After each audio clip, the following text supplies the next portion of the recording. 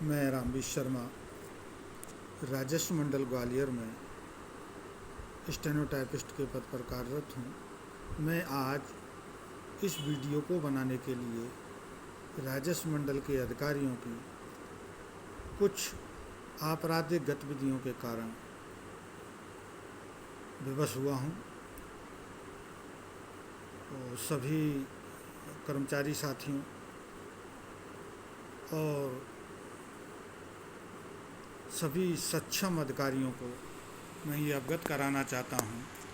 कि राजस्व मंडल में कार्यरत अधिकारियों द्वारा कूटरचित अभिलेखों की रचना की जाकर अधीनस्थ कर्मचारियों को किस प्रकार से परेशान किया जाता है। देखें, मैं 2020 से तत्कालीन सेवानिवृत्त सदस्य श्री राजेश बहुगुणा जी के साथ कार्यरत था। श्री बहुगुणा जी 31/12/2021 को सेवानिवृत्त हो गए और श्री बहुगुणा जी के सेवानिवृत्त होने के बाद बोर्ड कॉलम पूरा न होने के कारण भंग हो गया। न्यायालयीन कार्य से विरत रहा और लगभग 7 महीने तक यह न्यायालयीन कार्यों से विरत रहा। जुलाई में श्री भाऊराव पाटिल जी, जो कि जिला न्यायाधीश से सेवानिवृत्त हुए थे, उनको राजस्व मंडल में सदस्य के रूप में पदस्थ किया गया। लेकिन मेरी पदस्थापना मुझे ऐसा कोई कार्यादेश उपलब्ध नहीं कराया गया कि मैं श्री भाऊराव पाटिल के अधीन उनके साथ काम करूं। इसके बावजूद भी श्री भाऊराव पाटिल के अधीन मेरी पदस्थापना किए बगैर, मुझे उनके साथ कार्य करने हेतु कार्यादेश दिए बगैर श्री संजीव सक्सेना जो लेखाधिकारी हैं, श्री सुरेश शर्मा जी जो सचिव हैं, उनके सहयोग से उनके इशारों पर एक कूटरचित पंचनामा मेरी अनुपस्थिति के संबंध में दिनांक 20/2/2023 को तैयार किया गया, जिसमें लिखा गया कि श्री रामवीर शर्मा श्री भाऊराव पाटिल सदस्य के निजी कक्ष में समय दोपहर 12 बजे अनुपस्थित पाए गए। मैं इस संबंध में मैंने सभी जिम्मेदार अधिकारियों को अवगत कराया गया, जिसमें माननीय अध्यक्ष श्री अश्विनी कुमार राय जी को भी अवगत कराया कि जब आपके द्वारा मेरी पदस्थापना और मुझे श्री भाऊराव पाटिल के साथ कार्य करने हेतु कोई कार्यादेश नहीं दिया गया, तब मुझे उनके न्यायालय में उनके निजी कक्ष में उपस्थित रहना क्यों आवश्यक था, जबकि मैं दिनांक 20/2/23 को कार्यालय में उपस्थित था। और इस संबंध में मेरे द्वारा श्री संजीव सक्सेना लेखाधिकारी से उस दिनांक को 20/2/2023 को वेतन की पे स्लिप भी प्राप्त की गई है। मैं यहाँ यह भी बताना चाहूँगा कि मेरे श्री बहुगुणा जी के यहाँ कार्यरत होने के आदेश का गलत अनुवाद कर तथा श्री पाटिल जी के पदस्थापना आदेश का गलत अनुवाद कर यह निष्कर्ष निकाला जा रहा है कि श्री बहुगुणा जी के स्थान पर पाटिल जी को पदस्थ किया गया है, जबकि शासन का ऐसा कोई आदेश नहीं है कि श्री पाटिल माननीय सदस्य को सेवानिवृत्त सदस्य श्री बहुगुणा जी के स्थान पर पदस्थ किया गया है। जब श्री पाटिल जी को बहुगुणा जी के स्थान पर पदस्थ नहीं किया गया और न ही माननीय अध्यक्ष महोदय द्वारा पाटिल जी को बहुगुणा जी का कोई चार्ज ही दिया गया और न ही पाटिल जी के अधीन कार्य करने हेतु मुझे कोई कार्यादेश दिया गया। तब ऐसी स्थिति में मेरा बहुगुणा जी पाटिल जी के अधीन उनके निजी कक्ष में उपस्थित रहना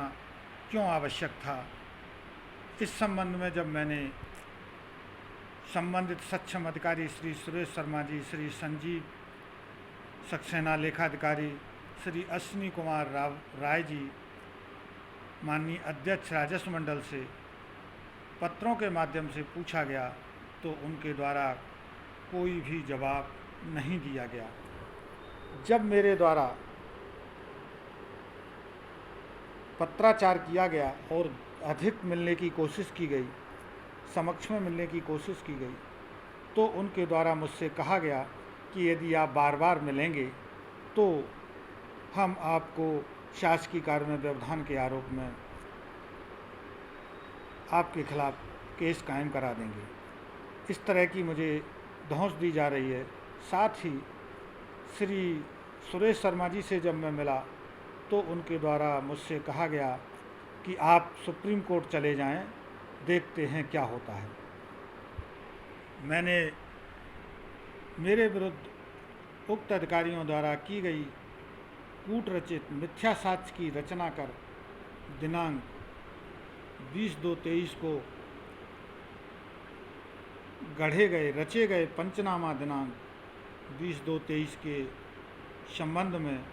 वरिष्ठ अधिकारियों को भी अवगत कराया गया, जिसके संबंध में मेरे द्वारा मुख्य सचिव माननीय श्री इकबाल सिंह बैंस जी, मुख्यमंत्री माननीय श्री शिवराज सिंह जी, गृह मंत्री माननीय श्री नरोत्तम मिश्रा जी सहित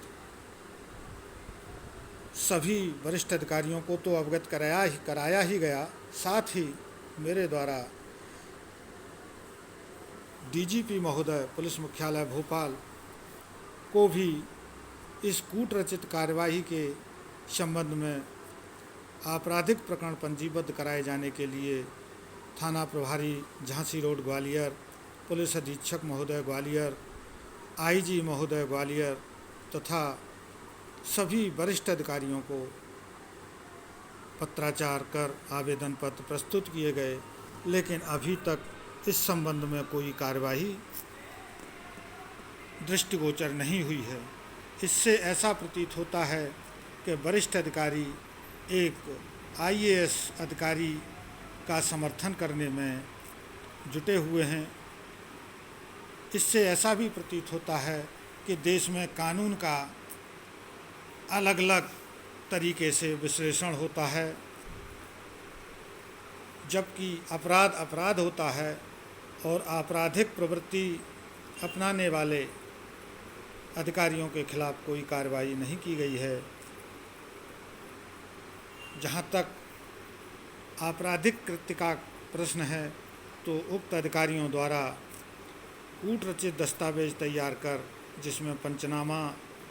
20/2/23 शामिल है, साथ ही श्री भाऊराव पाटिल जी से भी मेरी अनुपस्थिति के संबंध में नोट शीट पर टिप ली गई है, जो विशुद्ध रूप से कूट रचित होकर मेरे खिलाफ गढ़े गए अभिलेखीय साक्ष्य एवं जाली अभिलेख को तैयार करने की परिधि में आता है, जो आईपीसी की धारा 167 के तहत शुद्ध रूप से आपराधिक कृत्य है। तो मैं सभी वरिष्ठ अधिकारियों से अनुरोध करूंगा कि वो मेरे द्वारा प्रस्तुत आवेदन पत्र पर संज्ञान लें और जांच कराएं तथा दोषी अधिकारियों के खिलाफ आपराधिक प्रकरण पंजीबद्ध कराएं, जिसमें श्री संजीव सक्सेना लेखाधिकारी, पार्वती पटेल प्रभारी अनुभाग अधिकारी और उस पर हस्ताक्षर करने वाले कर्मचारी साथी तथा नोट शीट पर कूट रचित अनुपस्थिति की टीप देने वाले श्री भाऊराव पाटिल जी के खिलाफ आपराधिक प्रकरण पंजीबद्ध कराने की कार्यवाही करें। इस तथ्य को वरिष्ठ अधिकारियों तक भेजने के लिए मैं सभी मीडिया के साथियों से भी अनुरोध करूंगा। धन्यवाद।